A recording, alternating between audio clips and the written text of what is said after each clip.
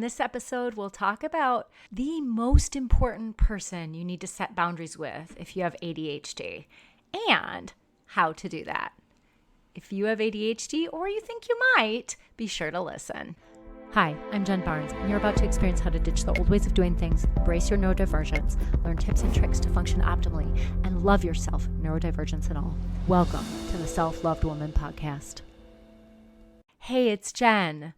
So I'm excited to talk about this today. We're going to talk about boundaries and ADHD. And a lot of times we talk about boundaries with people outside ourselves and saying no and all that kind of stuff. But there's one person that's the most important person for you to set boundaries with. And that person is yourself. Because the thing is, with ADHD, a lot of times we just keep doing whatever our brain says to do, right? And so a lot of times when we do that, we wind up cleaning out our cupboards when we're just trying to get ready to go to work in the morning, right? And so I want to talk a bit about setting boundaries with ourselves. First of all, we come by this honestly.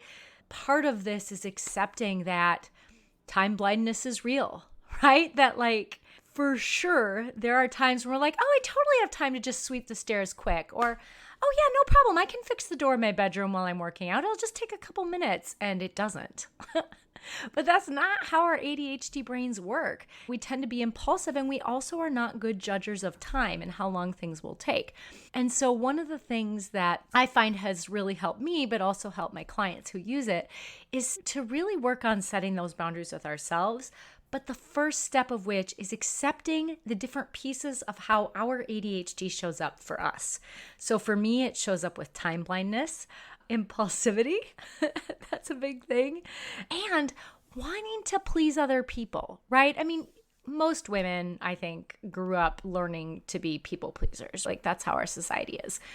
And at the same time, I feel like it was particularly important given my ADHD, because as long as I was pleasing people and making them happy, they would give me a little more grace around my ADHD symptoms, which I mostly was masking. But then when it would pop up, they'd be annoyed, but they'd be maybe a little kinder because I was doing all these great things for them and stuff like that, right?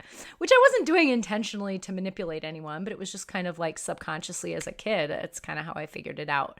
And so whatever it is for you that makes it hard for you to get things done and be on time or not have a million things on your plate, it's important that you really radically accept that, you know what, this is part of my ADHD.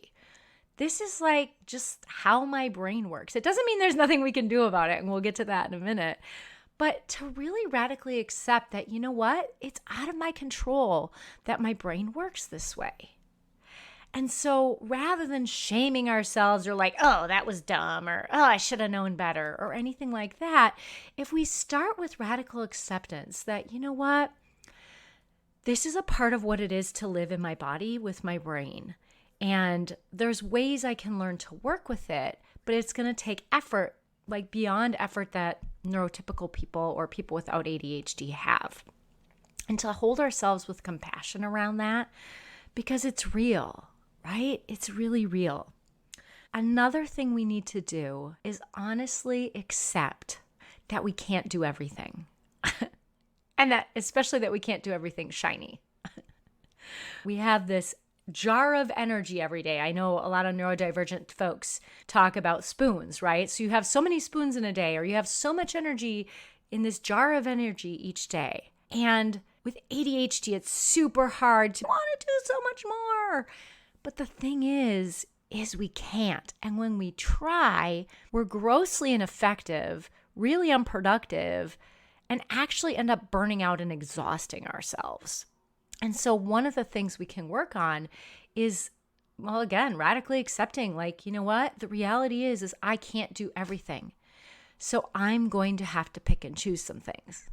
Now, I want to say with ADHD, sometimes it can be hard to make that decision because we love novelty. So we don't want to tie ourselves down with one thing. And so I'm not talking about only doing one thing for the rest of your life, but maybe for this year or this month or this period of your life, you want to identify, or you could identify, your top 3 priorities. Like, what are the things you want to focus on right now? And one of the ways I like to do that is starting with like, what are my values? There's plenty of ways that we can figure out what our top 3 values are. I have a favorite that I share with my clients and in my programs.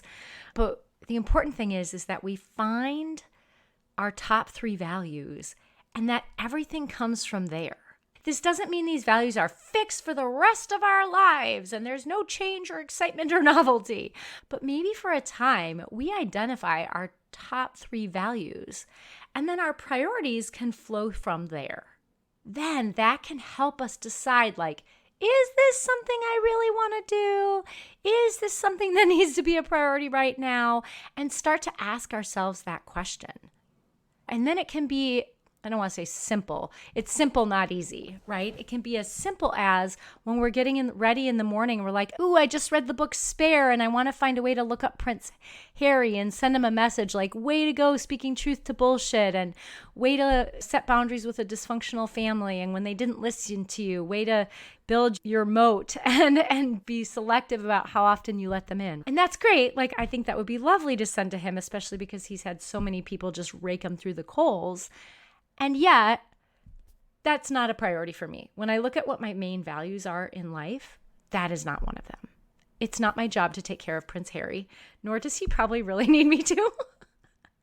But that's the way our ADHD works, right? And so if we can, when something comes up, say like, is this a priority? Does this align with our values? And then say, you know what? That's not a priority. This is my priority right now. And I find that when I'm getting ready in the morning, what I'll do is these things come up in my brain. I mean, literally, I thought about Prince Harry this morning because I just finished the book last night. And I was like, that is not a priority right now. Your priority is working out, getting your coffee, and doing your podcast.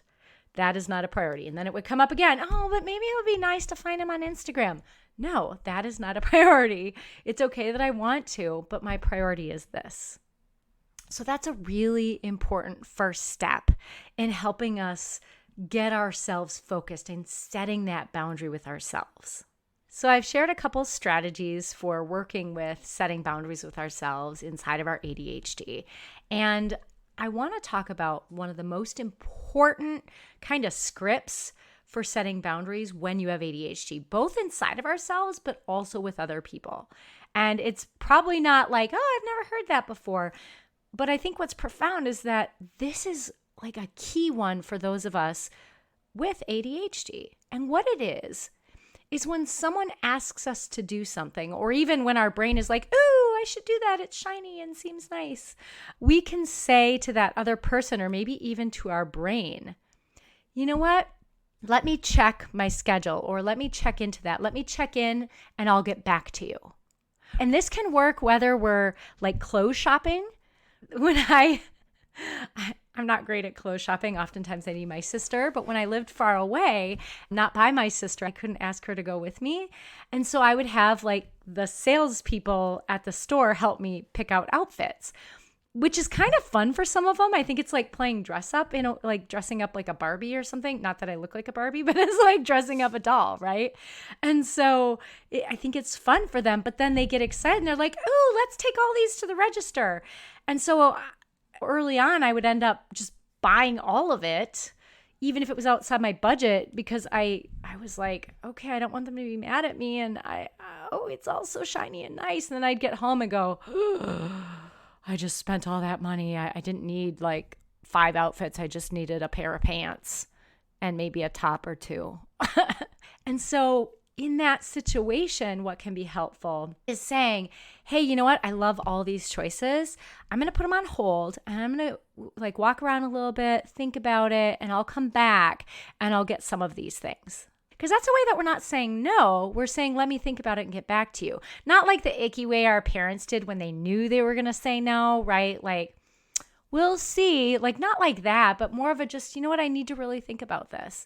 And then going and thinking about it and coming back and being selective with what aligns with our values. Like in this situation, will I actually wear this?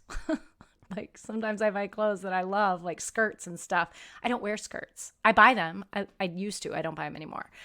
But it's like, okay, why am I even buying this? So Creating that space with another person and inside ourselves can help slow down the impulsivity and help us recognize like, oh, I'm trying to people please, but my value is this. Like, first of all, even if people pleasing was authentic and worked to form good relationships, this person at the mall is not someone I need to do that with. And then we can get that perspective and go back and make our choice.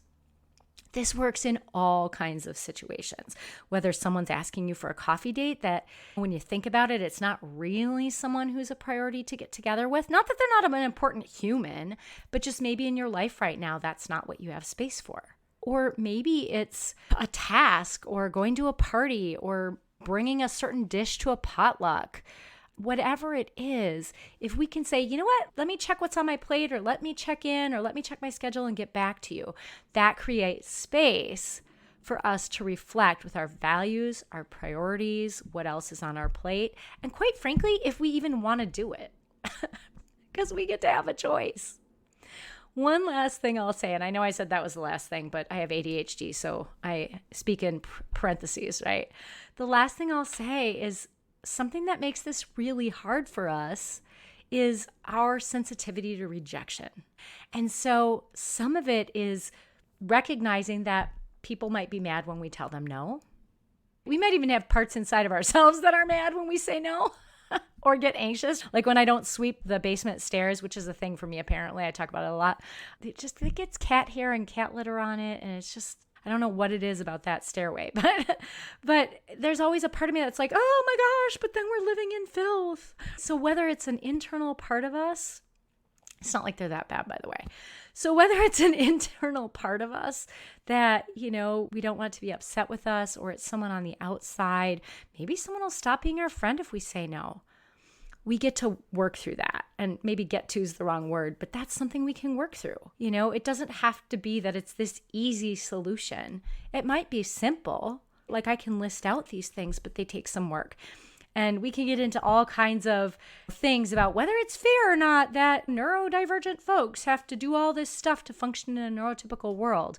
And that's valid. Like it's not always fair. The reality is right now we do. And so if we can find some balance around that and kind of make peace with needing to work through some of these things, then when we put our energy into those things, like learning to set these boundaries, learning to deal with our fear of rejection and the hurt that can come, learning to deal with our time blindness, we can actually be more effective in the world, feel more productive, and really just love and accept ourselves more, because productivity and effectiveness isn't the only thing that defines us as a human. In fact, it's probably the last thing that should define us as a human. Yeah. So just some stuff to think about. I would love for you to comment or to share. And if you're not following yet, be sure to follow. Take care.